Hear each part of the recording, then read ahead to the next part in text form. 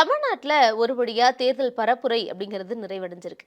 ஆனா, இந்த பரப்புரையோட இறுதி கட்டம் தான் ரொம்ப சூடு பிடிக்க ஆரம்பிச்ச கட்டம் அப்படின்னே சொல்லலாம். ஏன்னா, அதிமுக தரப்புல தொடர்ந்து திமுக உள்ளிட்ட கூட்டணி கட்சிகளால வைக்கப்பட்ட விமர்சனம்ங்கிறது, அதிமுக இன்னும் பாஜக கூட கூட்டணியில தான் இருக்காங்க. இதெல்லாம் தேர்தலுக்காகவும், சிறுபான்மையினரோட வாக்குகள வாங்குறதுக்காக நடத்தப்படுற நாடகம் அப்படின்னு சொன்னாங்க.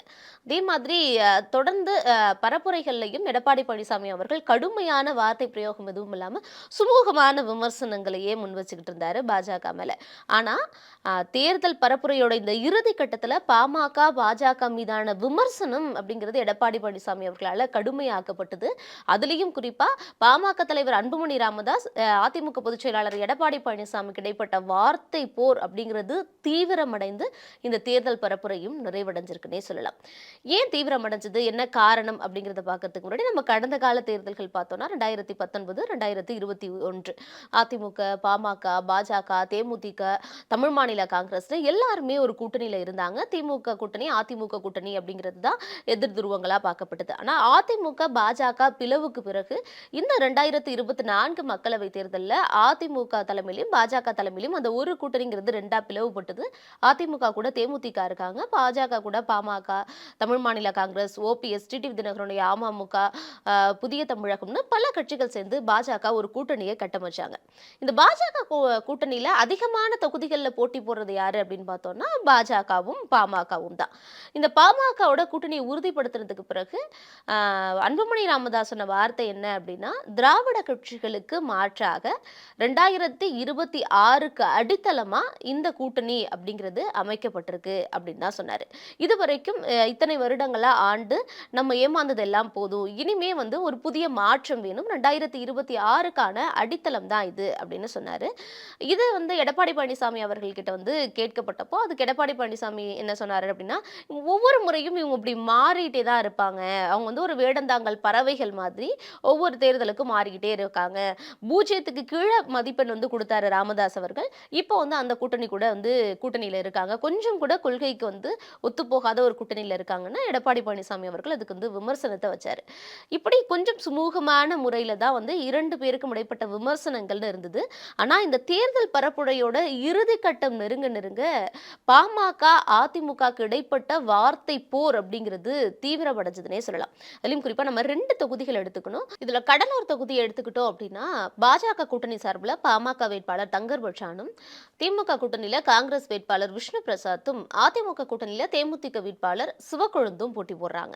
அதே மாதிரி தர்மபுரி எடுத்தோம்னா பாஜக கூட்டணியில பாமக வேட்பாளர் அன்புமணி ராமதாஸ் அவர்களுடைய மனைவி சௌமியா அன்புமணி போட்டி போடுறாங்க. திமுக கூட்டணியில திமுக வேட்பாளர் மணி, அதிமுக வேட்பாளர் அசோகன்.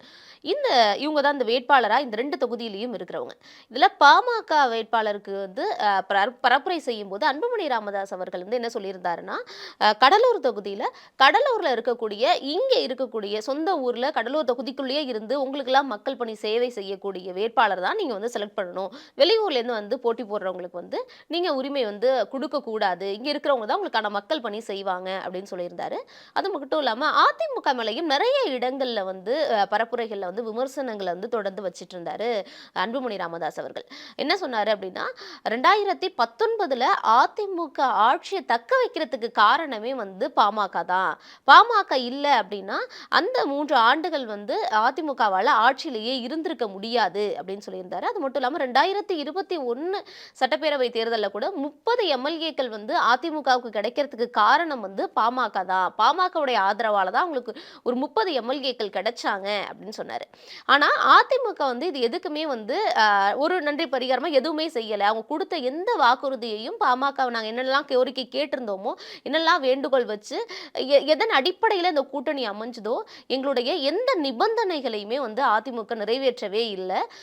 அதிமுகவை பொறுத்த வரைக்கும் கூட இருந்தா தியாகி, கூட்டணியை விட்டு வெளியில வந்துட்டோம்னா துரோகி, அவ்வளவுதான். எடப்பாடி பழனிசாமிக்கு பாமகவை பத்தி பேசுறதுக்கு எந்த தகுதியும் கிடையாது அப்படின்னு அன்புமணி ராமதாஸ் அவர்கள் சொல்லியிருந்தாரு.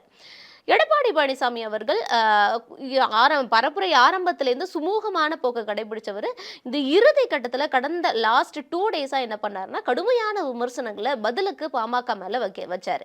விழுப்புரம் பிரச்சாரத்துல பேசும்போது எடப்பாடி பழனிசாமி அவர்கள் என்ன சொல்லியிருந்தாரு அப்படின்னா, பாமக வந்து சொல்லியிருக்கிறாங்க, அன்புமணி ராமதாஸ் சொல்லியிருக்காரு, அவர்னால தான் வந்து எங்களுக்கு ஆட்சியே தக்க வச்சது அப்படின்னு சொல்லியிருக்காரு. 2021ல கூட அவங்களால தான் இந்த எம்எல்ஏக்கள் கிடைச்சதாலாம் சொல்லியிருக்காரு. ஆனா, நாங்க போட்ட பிச்சை தான் இப்போ அன்புமணி ராமதாஸ் இருக்கக்கூடிய எம்பி பதவி அப்படின்னு சொல்லியிருந்தாரு. அது மட்டும் இல்லாம அதுக்கப்புறமா தர்மபுரியில பிரச்சாரம் பண்ணாரு. அப்போ அதிமுக வேட்பாளர் அசோகனை ஆதரிச்சு பேசும்போது தான் அடுக்கடுக்கா பாமக மேல விமர்சனங்களை வந்து முன்வச்சு பேசியிருந்தாரு எடப்பாடி பழனிசாமி. அப்போ என்ன குறிப்பிட்டிருந்தாரு அப்படின்னா, தர்மபுரியை பொறுத்த வரைக்கும் ஒரு மும்முனை போட்டி இருக்கு. அதிமுக, திமுக, பாஜக கூட்டணி அப்படின்னு இருக்கும். நம்ம கூட்டணியில இருக்கிற வரைக்கும் பாமகவுக்கு 2ஆம் இடம் கொடுத்து வச்சிருந்தோம். 2வது இடத்துல இருந்தாங்க. அவங்களுக்கு அப்புறம் தான் பாஜகவே இருந்தாங்க. ஆனா இப்போ பாமக வந்து பாஜக கூட்டணிக்கு போனதுக்கு அப்புறம் 5வது இடத்துக்கு போயிடுச்சு பாமக. நம்மள்ட்ட இருந்த வரைக்கும் 2வது இடத்துல இருந்தது. இப்போ அங்க போய் பார்த்தோம் அப்படின்னா பாஜக கூட்டணியில 5வது இடத்துக்கு போய் இருக்காங்க. அன்புமணி ராமதாஸ் சொல்றாரு, அதிமுகவுக்கு வந்து ஓட்டு போட்டு ஓட்ட வேஸ்ட் பண்ணாதீங்க. அவங்க கிட்ட பிரதமர் வேட்பாளரே கிடையாது. அதிமுகவுக்கு போடுற ஓட்டெல்லாம் வேஸ்ட்ன்னு சொல்றாரு. அதிமுகவுக்கு ஓட்டு போட்டதுனால தான் ஒரு எம்எல்ஏ கூட இல்லாத பாமகவுக்கு மக்கள் போட்ட ஓட்டால தேர்வான அதிமுக எம்எல்ஏக்கள் உங்களுக்கு ஓட்டு போட்டு உங்களை மாநிலங்களவைக்கு அனுப்பி வச்சாங்க. இப்போ நீ இருக்கிற எம்பி பதவியே வந்து அதிமுக கொடுத்தது தான், அதை மறந்துடக்கூடாது அப்படிங்கிற மாதிரி பேசியிருக்காரு.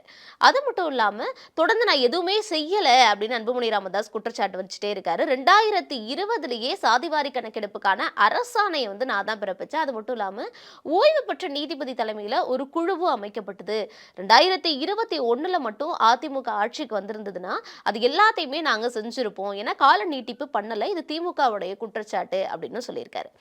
முக்கியமா இன்னொரு விஷயம் என்ன குறிப்பிட்டிருக்காரு அப்படின்னா, கடலூர்ல பிரச்சாரம் பண்ணும்போது அன்புமணி ராமதாஸ் சொல்லியிருக்கிறாரு, கடலூர் தொகுதியில இருக்கக்கூடிய வேட்பாளருக்கு வந்து ஓட்டு போடுங்க, வெளியூர்காரங்களுக்கு ஓட்டு போடாதீங்கன்னு சொல்லியிருக்காரு. நானும் அதான் சொல்றேன், அன்புமணி சொன்னதையே செய்யுங்க.